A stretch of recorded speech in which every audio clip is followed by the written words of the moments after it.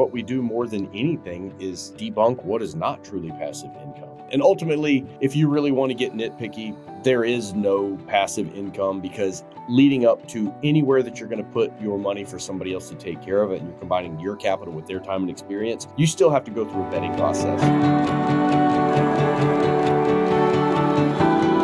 Welcome to Truly Passive Income. I'm Neil Henderson. And I'm Clint Harris. This is a special year-end episode where Clint and I are going to feature our top 12 most popular short clips that we have shared on social media from our episodes over the last year. Why 12? I don't know. 12 days of Christmas, 12 months in the year. It just seemed cooler than top 10. So we're going to play the clip, and then Clint and I are going to provide some brief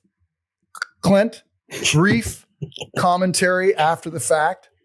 And we're going to count down from 12 to 1. Yeah, so these are the clips that didn't come from any particular episode, but as a short clip spread across social media, they tended to get a really big reaction, whether it was TikTok or Facebook or Instagram. This is something that somehow drew a reaction that, frankly, sometimes we didn't see coming, that people really reacted to.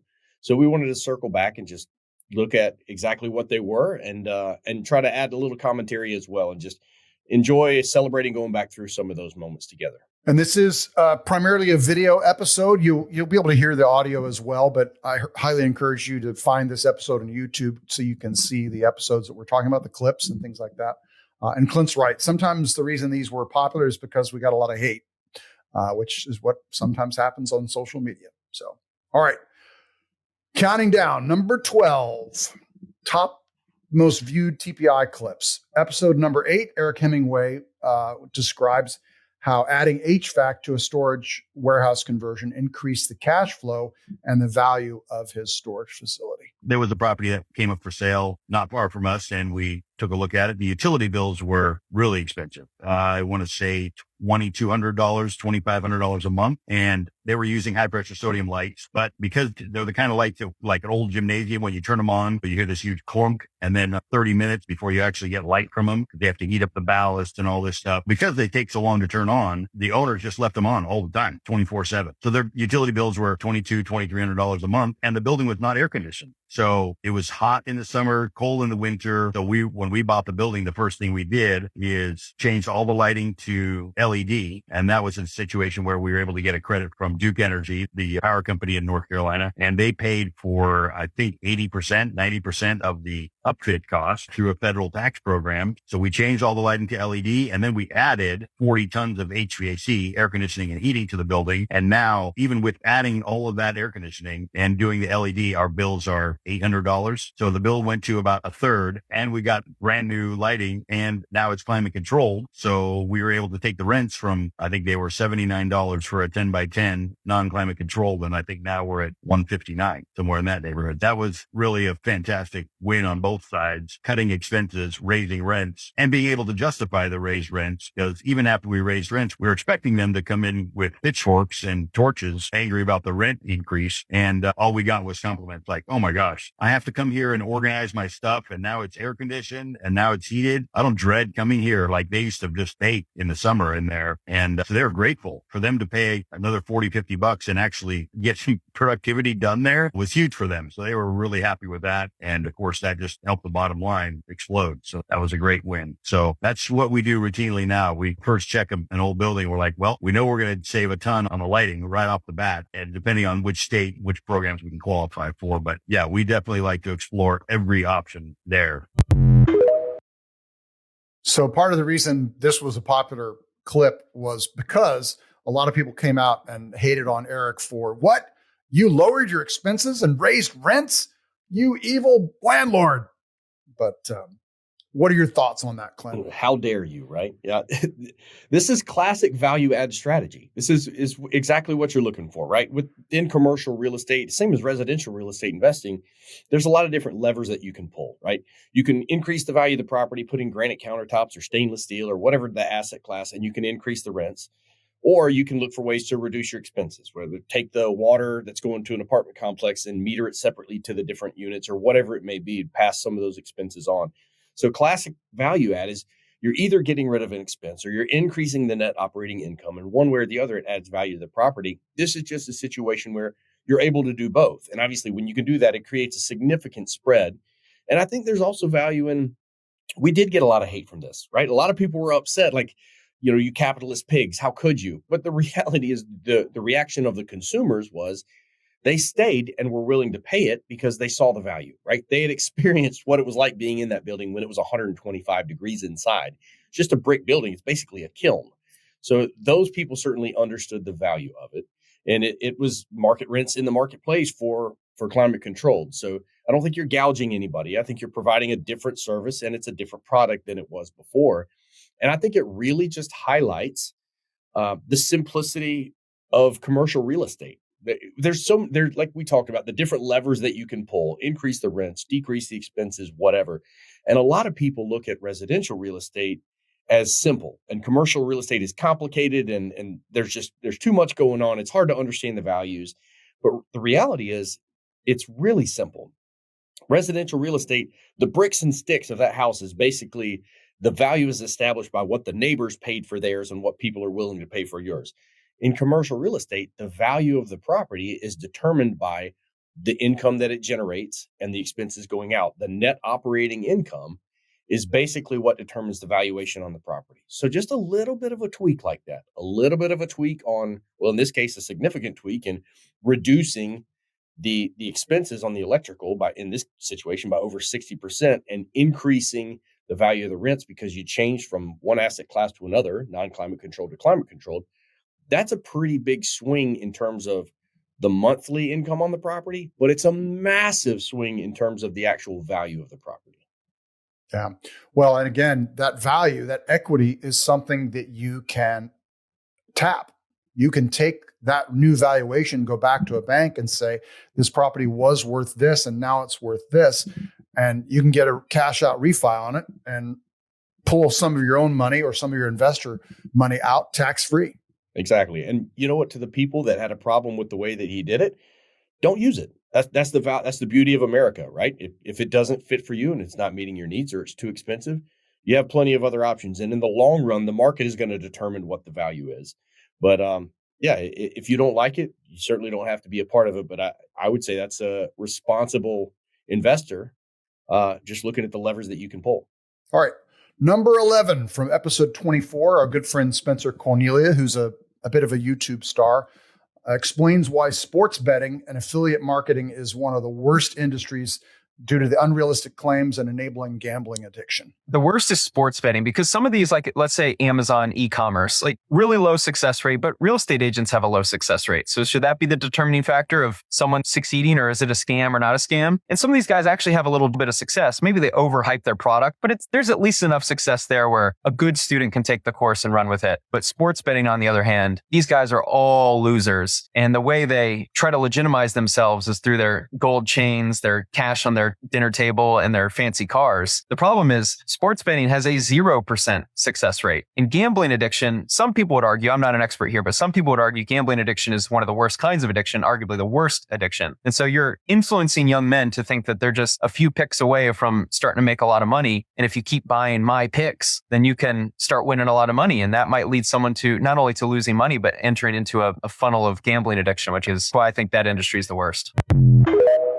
So I think this highlights something that you and I harp on a lot, which is that there's an entire marketing industry that's grown up around the term passive income. It's one of the primary reasons that you and I started this podcast in the first place and called it truly passive income. But I also think that it highlights that you got to be careful about what passive income gurus are selling out there, because a lot of it has a low success rate and it's not passive. Yeah, I thought it was pretty interesting that this clip got so much attention, especially when it's really not in the vein of what we talk about most of the time. I think this struck more towards addiction and things that can really suck you in, right? They can be a significant trap. I think the overall arching, for me, the lesson is especially, and you're going to see some of this in real estate investing or crypto. You're going to see it in Amazon drop shipping. You're going to see it in Airbnb training courses. usually the people trying to look the richest are not, right? It's strengths and weaknesses. If you think classic poker terms, like if whoever's trying to look strong is usually weak, whoever's trying to look weak is usually strong. And so I think being able to see through the veil of what the internet and marketing has turned into is really important.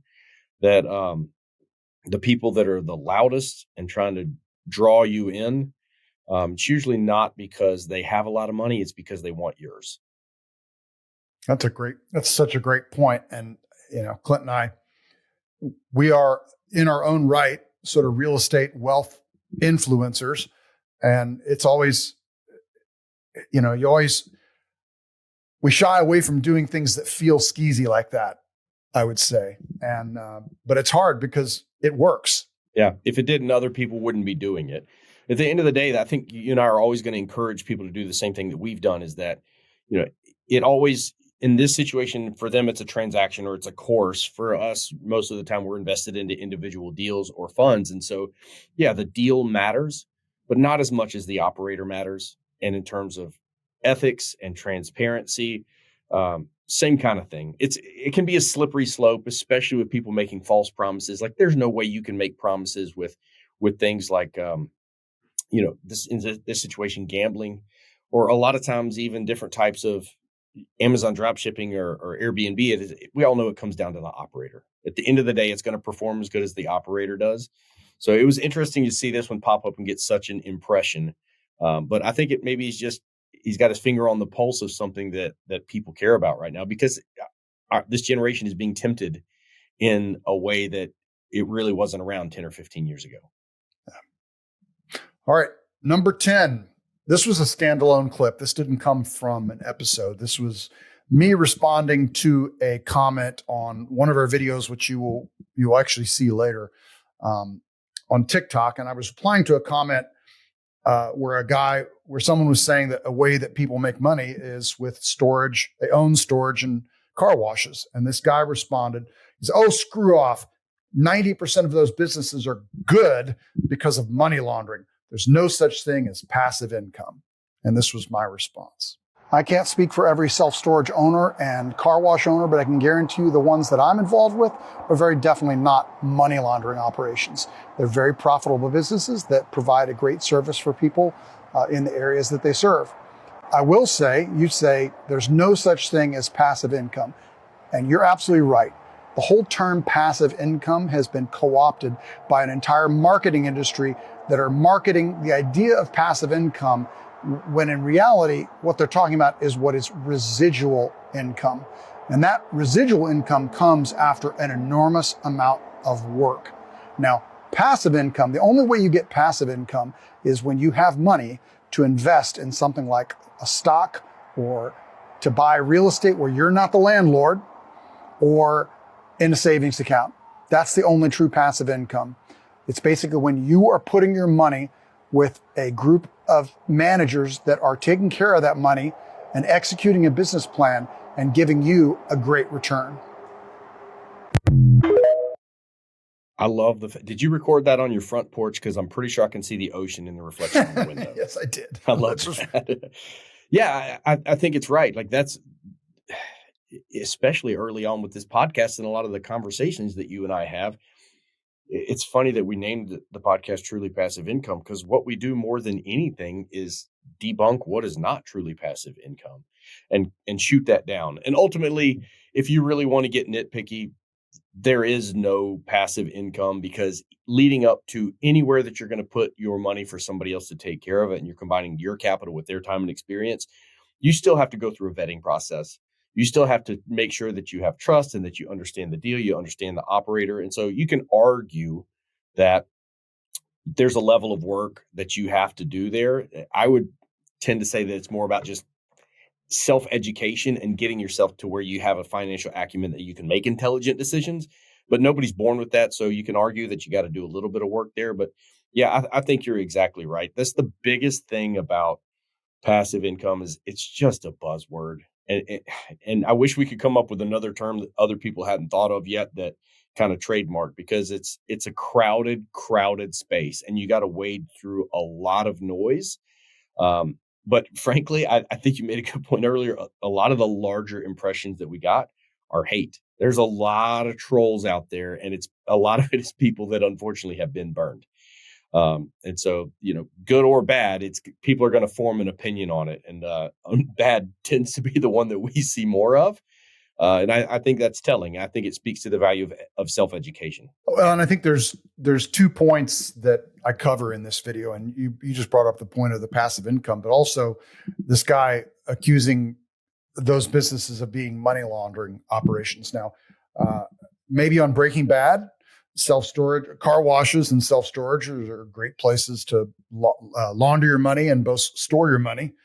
But in the reality, most storage businesses and car washes are very legitimate businesses. They're commercial real estate that we invest in and others invest in to great success. A lot of those assets, like car washes and self-storage, it's a very fragmented market. Like traditionally, that's been a very mom and pop operated market, very regional and localized basis. And we're starting to see that really consolidate. Hurricane car washes, a few of the bigger operators, and then obviously within storage, there's a little bit of a gold rush that's been going on for a few years now. You're seeing consolidation. You're seeing the big money players come in and really tighten that up. And obviously, they wouldn't be moving into that space if there wasn't a significant need. In my opinion, it's not discretionary spending for most people. Maybe not car washes as much, but especially for storage, that's a necessity for most people. All right, number 9 with a bullet from episode 10, our good friend Alex Felice. And he talks about avoiding the entrepreneur's trap and maintaining your freedom while you're building wealth. And I love, this is one of my favorite clips. Don't tell Alex. And we'll go from there. The thing about passive income, people want freedom. And the biggest thing that I found about people that chase financial freedom is like a really weird phenomenon is they hate their jobs. And so they want to go get financial freedom. But along the way, they get obsessed with some new thing. They get obsessed with buying houses or finding deals. And what they do is they give themselves golden handcuffs. Now, maybe the job that they create for themselves around real estate is a more fulfilling job. It's their company. So that's definitely got an incentive than working for somebody else. But I talk to a lot of people that make a lot more money than me and have a lot more tangible and measurable absolute success than me, financial success, business success. And they are bored. They're stressed out. They have plenty of money to have freedom and they don't know how to spend their time meaningfully. So they just spend their time making more money, not knowing what to do with it and stressing out about it. Very telling.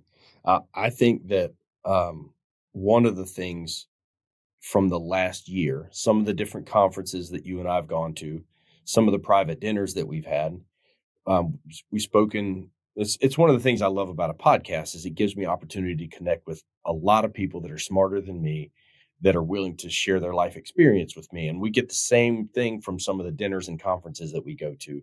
We've spoken to a lot of millionaires and people that are on their way to doing really big things, but we've also spoken to quite a few of 10 to 50 millionaires, 50 to 100 millionaires, some 100 plus millionaires. And we've run in some circles with 1 or 2 billionaires. And it's amazing to me. Again, it's the same kind of thing. The people that are worth like maybe up to $10 million tend to be pretty flashy.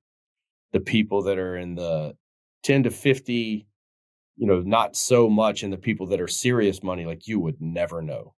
But one thing that seems to be constant is more and more discussion about fear of losing it or fear of generational loss and how do you pass it down from one generation to the next. And I think Alex, maybe I'm going a little bit down the rabbit hole, but Alex is bringing up something that seems to be a constant is that this can be a slippery slope, right? Everybody's got certain financial goals, mostly related to time and freedom that they're after, but this can be a slippery slope in terms of you work so hard to get there and then you get there and then what? Like, how do you spend your time? Or do you just spend your time fearing losing what you've made?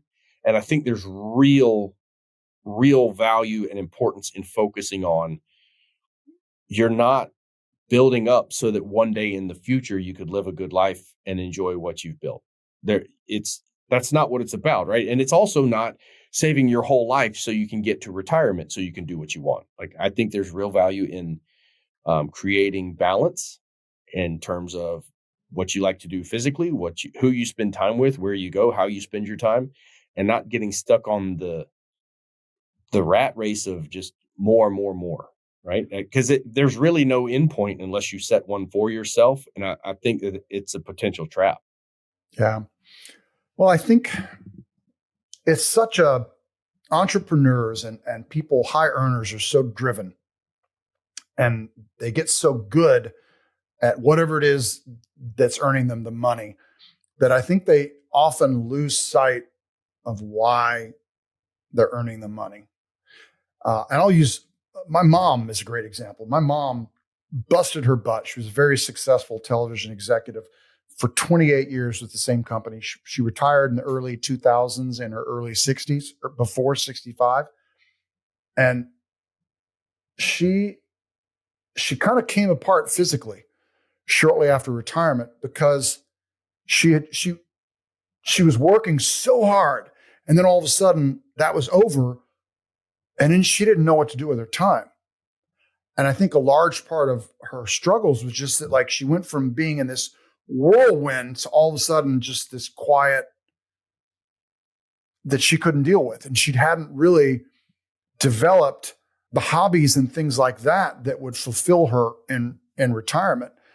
She was just focused on that job and making money. And then all of a sudden it was over and she didn't know what to do. And she really discovered happiness once she sort of found something else to fill her time, some other purpose. And that's really where she found her happiness. And I think it's important for people who are trying to build wealth to remember why you're doing it. You're not just doing it to collect a hoard to then pass on to your next generation. It'd be nice, but you got to find something else besides money to fulfill you. So number 8, episode 14, Matt McFarland, a CPA, and he shares an example of how he, early in his CPA career, he was doing the taxes for a retired syndicator, and he saw how much money this guy was making tax-free, and that opened his eyes to the whole idea of real estate investing. I was reviewing a gentleman's tax return. He was probably in his 60s. He was retired. He was investing in real estate, and you're looking at his tax return and you add back to depreciation because he has expense he's not paying for. And then you quickly realize that this 60-something-year-old, and this is 25 years ago, this person was making over $200,000 in cash flow as a retired 60-year-old investor and not paying any taxes. And so that's when the light bulb went off for me that there was something there. The value of depreciation. Income is such a two-sided game, right? So many people are focused on making more. Or if they're thinking about saving, it's saving on, well, I'm going to not buy Starbucks, or I'm going to drive a used car, or I'm going to find a way to reduce my housing expense. The biggest check that you're cutting is to Uncle Sam, right? And the federal government has a tax code that is constantly changing. And the reason they change it is to use it as a system to incentivize the economy. They're pushing people. They want people buying and selling houses, developing, building. All of that is what drives the economy. It also increases the tax basis and the government makes more money. So they use taxes as a way to drive economic development. Because of that, they incentivize people and they use that tax code to push people to do what they want them to do by creating savings. When you realize that, I think we were all raised to just think that taxes are something to be feared. Like the government says, you owe us a bunch of money. And we say, how much? And they say, well, we're not telling you, but you better get it right. And if not, you're going to jail. Right. And it's so everybody was terrified and the IRS is going to come get you. The reality is taxes are a game. The whole thing is a game put together by the federal government to drive development for them to ultimately have the economy look good. So the people in office get elected or stay in office. I promise you everything's going to start looking a lot more rosy the year of an election than it did a couple years before. There's a reason behind all of it. Once you understand that it's a game and you start reading the rules and you start looking for the changes and the loopholes that are legal that they are putting into place, you realize you're not cheating the tax code if you're jumping through and you're utilizing things like accelerated depreciation, cost segregation study, 1031 exchange, Delaware statutory trust. If you're doing some of these different things out there that were put in place to drive development, that's the game, right? That's how you get ahead. You're never going to save enough money on your groceries to make that big of a difference, because at the end of the day, you've got to eat. There's a cost of those goods. There's only so much time that you have. And if you're in a job where you're trading time for money, there's only so much money that you can make. The biggest thing that you can do is, we often talk about eliminating your housing expense through house hacking. That can give you a 30% bonus right there. And besides that, using real estate as a way to legally avoid taxes or defer them and kick them down the road. I'll use a good friend of mine who lives in California as an example. He's a high earner who lives in California. And I talked to him just last night. He's like, I pay 39% of my income to Uncle Sam and another 11% to the state of California. 50% of what he makes goes away to taxes. There is no bill in his life larger than that. That probably the next bill down is probably his housing. And then the next one down from that would be his car payment. And then down from that would probably be if he has a student loan, which he doesn't anymore. But it's so often that people are looking for ways to, like you said, they're looking for ways to save money, but they're often looking at the smallest things, the things with the least amount. Your $500 a month Starbucks habit is nothing compared to your $2,000 a month mortgage or your $3,000 a month mortgage or your, do the math, $1,000 a month tax bill. Right now in storage, self-storage syndication conversion projects, we're averaging around 35 to 40% depreciation on our projects. So if you take $100,000 and you drop it into, let's say, a self-storage conversion fund that's getting that average, or any kind of fund that's getting that kind of depreciation, that $100,000 is going to save you $35,000 to $40,000 a year, not a year, at least one time in taxes. But besides that, past that year, that $100,000 is still working for you. You're still earning a return on that. So you're playing offense and defense. And I think that defensive side of mitigating your tax risk is something that most people don't pay enough attention to. Take your friend, for example. Every year, half of his income gets taken away. It's like going through a divorce every year, and Uncle Sam gets half of it. Like, how do you do that and expect to get ahead? Like, you can't save money faster if the government's taking half of it away. Then you're supposed to take the other half and save it in an account that earns a return faster than the inflation eats away the value at it because of the other money that the government is printing. Like, it just doesn't pencil. Number 7, this was from one of our most recent episodes. And this was one that probably was popular for, it was kind of a hate comment. And this is Carrie Cook. And she's talking about how the power of the Roth IRA and how you can pay taxes now by maxing out contributions to a Roth early in your life to basically do exactly what Clint and I were just talking about, which is pay less taxes later on. I try to harp on the younger generation to say, start with the Roth. Don't even bother. Figure it out.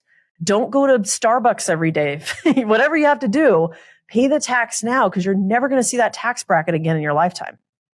I truly believe that. You will never see it again in your lifetime. So, take advantage of the opportunity now. So that way, when they go to invest in real estate, everything that they invest in, both with income and potential equity or capital gains, they're not going to be paying additional tax on. So those are the major differences between the two. So 2 things here. One, the reason this got so much hate comment is because the quickest way to get a group of young people to hate on you is to say that they need to give up their Starbucks or their avocado toast. And I actually disagree with Carrie here that and we talked about this, is it's not your Starbucks or your avocado toast that's keeping you down. It's your housing costs and your student loan payment and your car payment. And the other thing that I think she makes such a good point about is a traditional IRA is someone who is thinking that they're going to have a lower taxable income in retirement. Somebody who invests in a Roth is thinking they're going to have a higher tax bracket when they retire. And I think that's one of the major differences between those 2 retirement vehicles. Yeah, I think that this lesson is really important, but it has a shelf life. The reality is like if you're 45 and you're just now understanding the value of a Roth IRA, you kind of miss the boat, right? Like you're in your earning years, your peak earning years, you've kind of caught your stride. The value of the Roth IRA is people in their 20s, early 30s, right? If you understand the value of maybe you just starting your career, either just out of college or didn't go to college, you're in the trades or just finishing grad school or whatever, like those are the years where you want to be socking money away because you're paying the taxes on the dollars. It's not that much in taxes because you don't earn a lot. You sock that money away, and then later you can use those funds. They're going to earn a return, and then you can convert them into self-directed funds. You can invest in real estate with them. You can put them into syndication. She was talking about how she invests in a syndication that buys cattle every year, grass-fed beef. You can do an unlimited amount of things with the money. But the reason you're socking it away is you want to pay the taxes up front when you're not in a high tax bracket. So to me, there's a little bit of a shelf life there, and it's a really valuable lesson for people to learn early. It's not a vehicle that works really well if you're in your 40s, 50s, or 60s. But if you did it early, you're going to be really glad when you're in your 40s and 50s, especially 60s. Yeah. All right. Number 6, halfway there. This is from episode 13. Robert Shortsleeves, our good friend, he talks about how his first real estate investment was buying a rice field in Indonesia. And then I bought a rice field in Indonesia. Great cash flow. Yep. Excellent.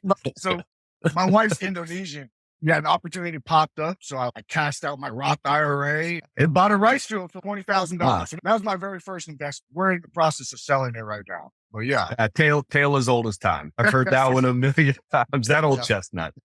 That's the strangest beginning of real estate investing I've heard.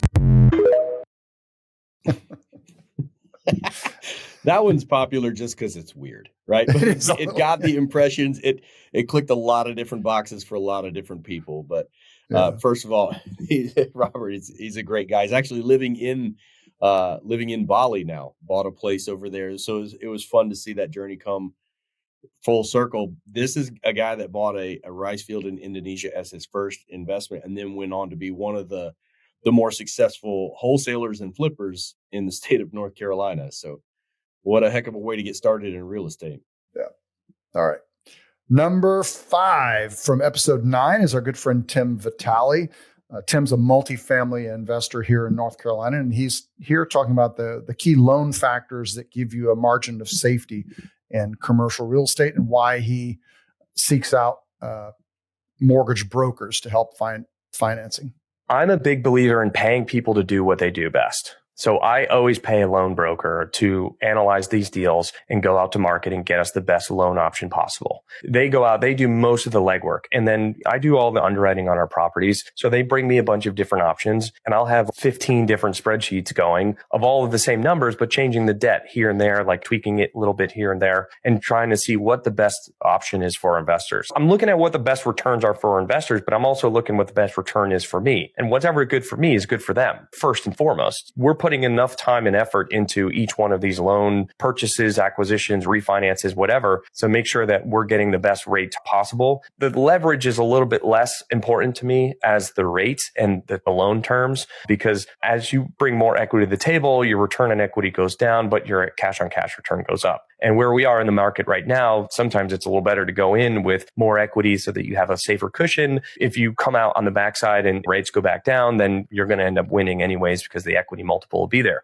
But what we're trying to do is make sure that the property is going to be safe and that there's going to be enough debt coverage there to pay its bills, because nobody wants to have a capital call. A capital call will be a syndicator's death. And I make sure that we have enough money in reserves to pay out everything that we need to, and then build some reserves and make sure that the property can pay for itself. because that's what we're selling when we're getting people to invest into our deals. And the worst thing I can do is say, hey, I know you already gave me $4 million to go buy this property, but I need a little bit extra more money because the debt service changed and the expenses aren't doing what I thought they were going to do. And now I underwrote it wrong and I'm going to need some more money. But nobody wants to give you more money after I've already invested money into the deals. That's probably first and the foremost of my mind. What I'm paying attention to is debt coverage ratio and time frame, right? Because the number one thing that's on your side with real estate is time. So I don't want to be locked into something that's on a 12 or 18 month refinance cycle, because if something goes wrong in the market in months, hell, not even 12 to 18, but less like 6 to 8 months. If something like that happens again, then I have cushion there to ride it out until the wave comes back up. Real estate over the long term, you're going to win. The people that get burned in the short term because they need to be in and out of something quickly, those are the ones that are going to end up in hot water because they don't have time on their side.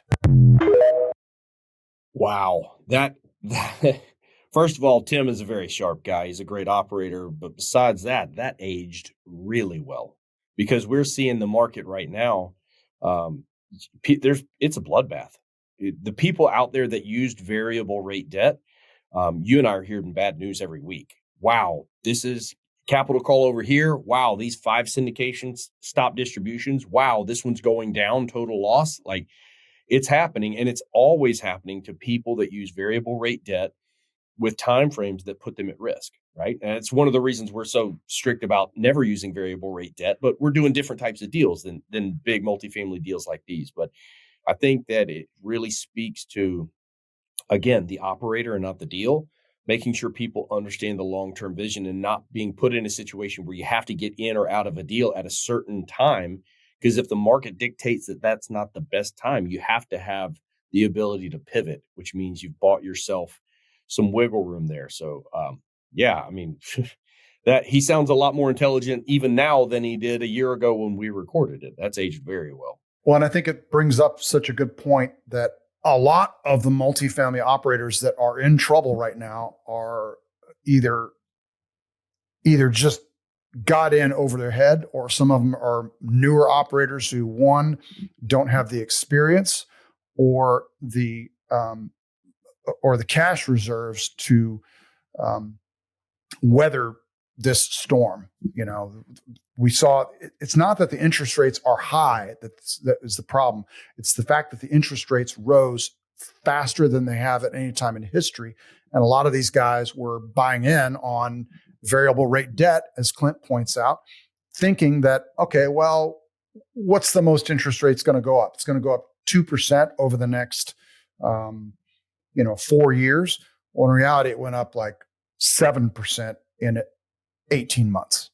And that's caused just absolute anarchy in especially the multifamily space. Yeah, so that's kind of what you can do with the debt, right? You're at that point, you're stuck with what you chose. I think one of the things that he's bringing up is the value of having options, right? We started out with our first few deals, we were getting quotes from 3 to 5 to 7 different banks to find terms that we were looking for, always thinking that a lot of times when you go local or the bank that's already holding the note on the property, that's usually going to give you the best terms. Well, now we're using a service that sends it out to 25 to 30 different mortgage brokers, sometimes more. So having those options of just what he talked about, like a mortgage banker is going to be able to give you the products that his bank offers. A mortgage broker is going to be able to go find different products from different banks all over. And some of those that are trying to get into the space, some are always going to be more aggressive than others. Different banks have different buckets of money they're willing to put into different assets. So one bank might be full with, residential mortgages or commercial or multifamily, but they're very interested in diversifying their portfolio by getting into the self-storage space. So they're going to be really aggressive with terms there. So I think it's the value of a mortgage broker is basically a headhunter that's going to go out and find a lot of different products with a lot of different providers and bring it to you so that you can run those scenarios. Now, ultimately, the debt that you pick and how good you do in terms of building the margins into place, like an operator is going to be exposed. When times are good, everybody looks like a genius. When times get tough, you're going to find out who did it right and who did it wrong. But ultimately, casting a wide net with a mortgage broker or a dozen mortgage brokers and having access to a lot of different loan products, that's going to give you the best deal. And frankly, it's what people should do with their own home purchases as well. Well, it's also a point to remember that a lender in a way is a partner, and oftentimes they can keep you from making a bad decision because they're going to underwrite it, and they're going to underwrite it pretty strictly, sometimes stricter than you would. And they may, in some cases, point out something that, was going to maybe get you in trouble down the line and keep you from making a bad decision. All right. Number 4 from episode 10. It's another Alex Felice. Alex, this is a great one. It's another one I love from Alex, where he suggests having hobbies for health, money, and creativity to provide a balanced life for entrepreneurs. You need 3 hobbies in life. One that makes you money, one that keeps you in shape, one that keeps you creative. Boom. Most people don't have all 3. Most people don't even have 2. You need a fitness hobby. You have to have one. I don't care if you do Pilates, yoga, run, right? I deadlift. I don't care what you do. CrossFit, Ironman. I don't care what you do, but you got to do something. Health is wealth, right? It's foundational. It's also spiritual. It's also mental, like the whole thing, physiological. You have to have a health hobby, and that will get you out of your comfort zone, and fitness will give you confidence because you'll feel better. And then when you feel good, you're like, I can take on the world. 2, money hobby. I say it specifically as a money hobby because not everybody wants to be a mogul or an entrepreneur or build a business. Dude, you just need a hobby that makes money. You just need something. I buy real estate once in a while. My plan is just buy 1 house a year for the rest of my life. I will be radically wealthy if I just do that 1 house a year thing. And I don't even have to get great deals, just mediocre deals. That will work. That's a hobby. 3rd one is creative. If you are not creating something, if nothing's coming out of you that's helping the world or giving your gift out to somebody, you're missing something about the process of humanity. And so whether it's blogging, podcasting, I do cameras, you have to create something. It doesn't have to be art. I was terrible at guitar. You don't want to hear me sing. I don't know what it is, but you have to create something. So the process of taking the world in, information, the things you learn, the experiences you have, and then telling it to somebody else your way, creating something that's unique. You don't have to be the first one, but it has to be your version. Those 3 things, dude, you will be miles ahead of the rest of the world, and you'll be very fulfilled in a short amount of time.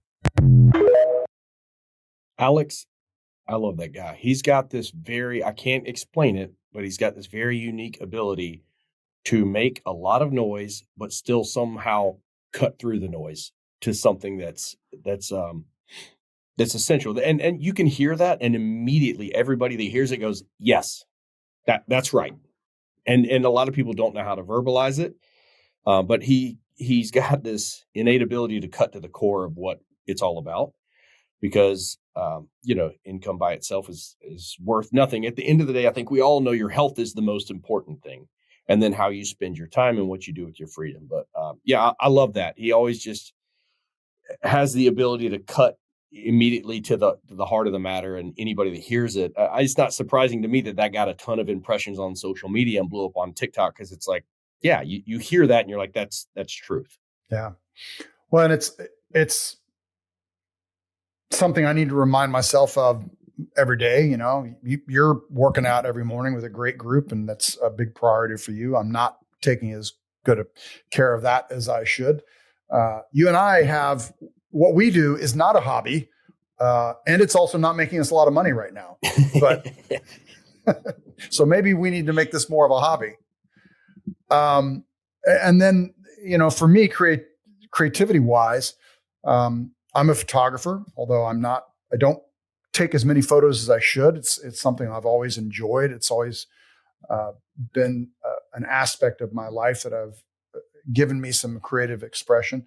I used to be an actor once upon a time, and I guess my creativity really nowadays mostly comes from this podcast. But I got to find something else. Yeah, and I think everybody can find that for themselves. I mean, obviously, I've got 2 young boys. You've got a young son as well. Like, life gets in the way, but I think still finding a way to find that within your current environment and what you're doing. And for me, a lot of the creativity is like being on the water. For me, offshore fishing and figuring out target species and having a challenge, things like that. I think that kind of hits a lot of the same places in my soul where I really feel nourished and I get something out of that. That's what it is for me.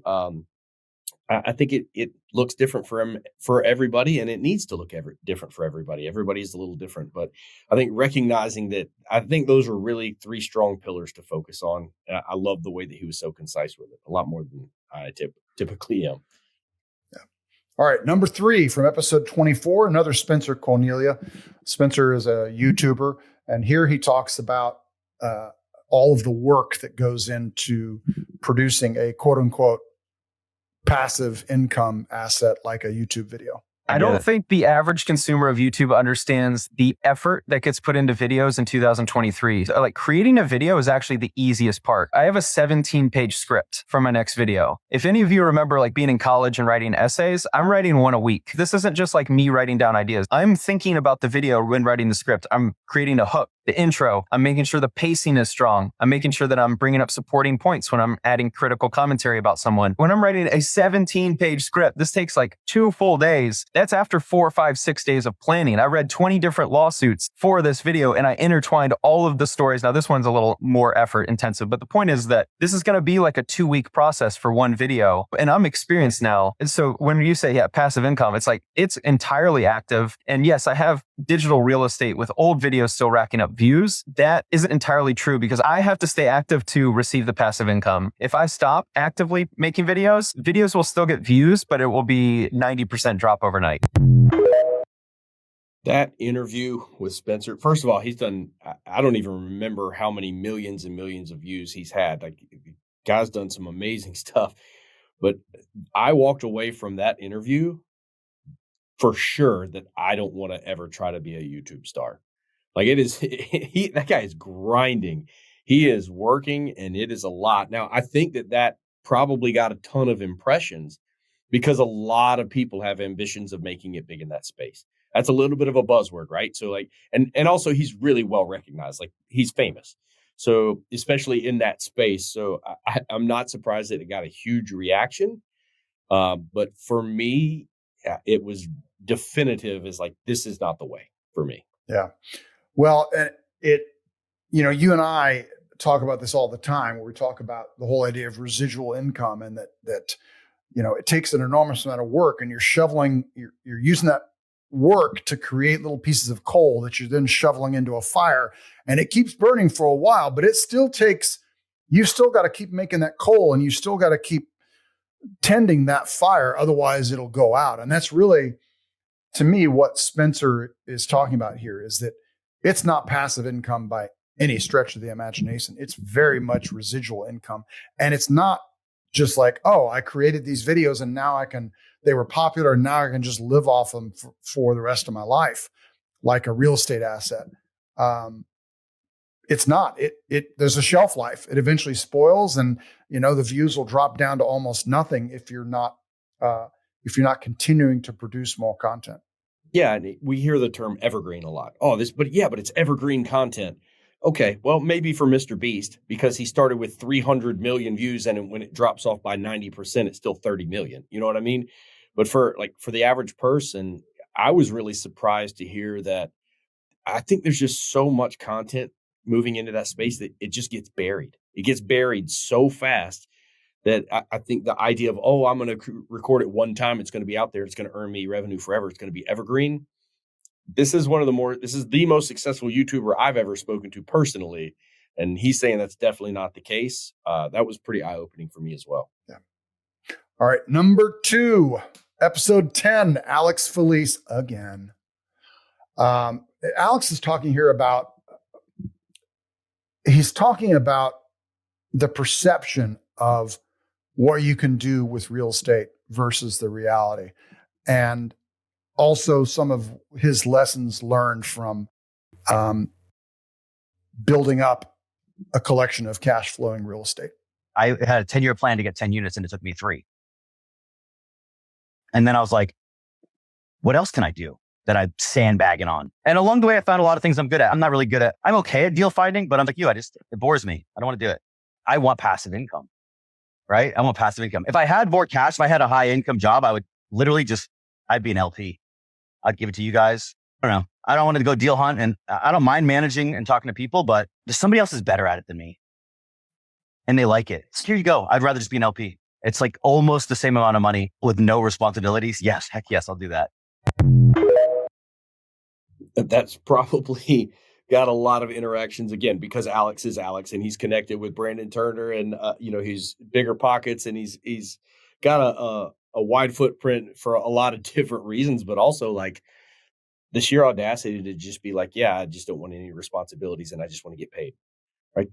That's going to resonate with people. Sure. Like that's what we all want. And an LP, for those who don't know, is limited partner. And that's basically you're just taking your capital, you're giving it to somebody else for them to use their time and their experience. They're the general partner that takes on all the liability and is investing their life into the asset. And you're the limited partner. You just put your money in and sit back and collect checks. That's really one of the only few pathways to truly passive income. And so, yeah, again, I'm not surprised that resonated with people. Well, and I think what he's talking about here is, the problem for most people is they don't have enough money to really be an LP. Like the average person doesn't have $50,000 that they can drop into a deal. And that return is going to be good, but it's not going to necessarily be as good as someone who's maybe on a little more on the active side, like Alex was when he was building up those, I think he's got 9 units, and it took him 3 years to do it. Now but he did come to a realization at some point that he didn't enjoy that. He didn't want to keep doing that. What Alex enjoys is actually creating content. He's a photographer. He's a videographer. That's really what fires him up. And he wanted to go off and do that. But there are a lot of people out there that, they make a good living as a IT professional, as a software engineer, or as a cardiologist. And sometimes they will sort of go down that real estate rabbit hole, and they'll hear about these people, buying a distressed single family rental and renovating it, and then putting a renter in it and refining it, doing a BRRRR. Well, the reality is that's a lot of work. And as you often say, keep the main thing the main thing. And I think that's kind of what Alex here is saying. I mean, he's also saying, yeah, listen, I want to, if it's going to be passive, I want it to be passive. Yeah. And know thyself, right? Know what you're good at, what you're not. I built a business before, a property management company with 85 listings. And the smartest thing I ever did was 18 to 24 months in, I got out of the way and let the operators operate. Built it up, put the pieces in place, and then realized that the other partners that I had are frankly just better than me, and get out of the way, and everybody's happier as a result. So just knowing yourself, especially as you get older and you try new strategies. Yep. All right. Number 1, last but not least. And this is one that you really owe it to yourself because it's a very visual. And this going back to, I mentioned on number 10, this is a standalone clip. And this is what spurred that comment from the guy who said that self-storage and car washes are a scam. Hold on, Neil, you got to paint the picture. At least explain what the video is showing here. Okay. So the video is someone driving by a group of gorgeous mansions here in Wilmington, North Carolina, which is where Clint and I are based out of. And they're asking, like, what do these people do? What do you do for a living? And then there's a comment that I'm pointing at that says where somebody said they own car washes and self-storage, and I'm nodding my head. So does that set it up? Yeah. Listen to this. This is funny. What in the hell do these people do for a living? I mean, really? What in the hell do you do for a living? Where do you work? You work several part-time jobs? I wish you could see it. These are beautiful homes, mostly on the water, right here in town. And she's literally just rolling through the neighborhood, yelling at people in their driveway and pointing at their houses. And, it resonated. And then Neil took a picture of himself in the comments, just pointing up to a comment that says, was it your comment or somebody else made a comment about owning car washes and storage facilities, which triggered some hate as well. But at the end of the day, it was funny. That generated a lot of comments of people back and forth, good, bad, and ugly. The takeaway overall, I'll just summarize it without some of the profanity, is the reality is, I promise you, those people in those houses with that many garages and those docks with those boats out back, I promise you, they are not trading time for money. Unless they are a tobacco attorney making $5,000 an hour, or even a neurosurgeon, like this is either generational wealth, like King's Grant money, or major fund manager or something like that. But whatever these people are doing, I promise you, they're not trading time for money. If you're trading time for money, you only have so much time, which means you have a ceiling. So eventually you're going to hit that ceiling, and that ceiling, I can promise you, is not going to buy properties like this. So that's why people made the comment about, car washes, self-storage facilities. The resounding sentiment was invested in real estate where they don't have to trade time for money, and they have assets that are cash flowing on their own, either as individuals or through syndication. That's it. That's the one thing I can promise you, without walking up, breaking through their security fences and knocking on each of these doors. They're not trading time for money. I can promise you that. And these people have money that is getting up and going to work for them in the morning, even if they decide not to work that day. Well said. I've got nothing to add from that. So happy New Year. I hope that all your passive income dreams come true in 2024. And it's been a great year, and we look forward to another great year going forward. Thanks for sticking with us. Thank you so much for listening and watching the Truly Passive Income podcast. If you liked the show, if you think it would be useful for someone else, the greatest compliment that you could give us would be to share the episode. Leave a comment down below or leave us an honest review. If you have any questions, don't hesitate to let us know down below. And remember, with truly passive income comes freedom of time, place, and the freedom to pursue your higher purpose.